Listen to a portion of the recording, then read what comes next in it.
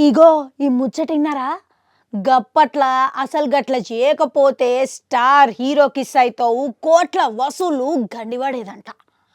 ఓయమ్మనే!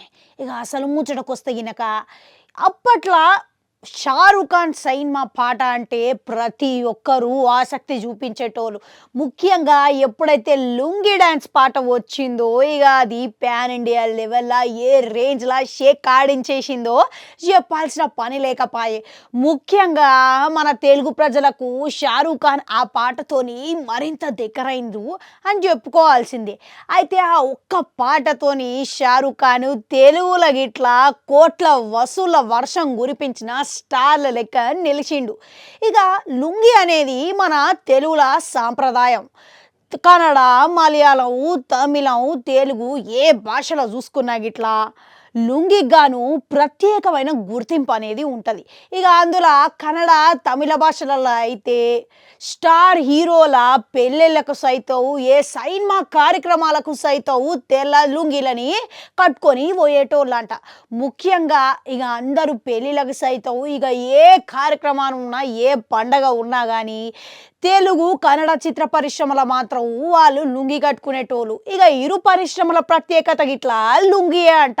ఇక చూసిర్రా ఈడనే అసలు కిటుకున్నది. గిదంతా జనాల నాడిని పట్టుకొని 'షారుఖ్ ఖాన్' తెలివిగా పైసలు సంపాదించుకోగలిగిండు. అయితే గీ గుర్తింపు అనేది 'షారుఖ్ ఖాన్‌ది కాదంట. ఇక ఆ సైన్మా తీసిన దర్శకుడు రోహిత్ శెట్టిది అని అంటున్నారు. ఎందుకనంటే ఇక మొదట్ల ఎప్పుడైతే ఆ సైన్మా పాట లుంగి పాట అనేది ఉన్నది, ఇక దీంట్లో డ్యాన్స్ చేయాలి అని 'షారుఖ్ ఖాన్‌కి' చెప్పిర్రో ఇక ఆడికెళ్ళి ఆయనకి ఏం మాత్రం ఇష్టం లేదని అన్నాడంట. అది గిట్లా ఎవరితోని సంగీత దర్శకుడైన హనీ సింగ్ అంట. ఇక హనీ సింగ్ పాటలు ఏ విధంగా ఉంటుందో మనం చెప్పాల్సిన పని లేదు. బాలీవుడ్లో చాలా మంచి పాటలు ఆయన అందించిండు.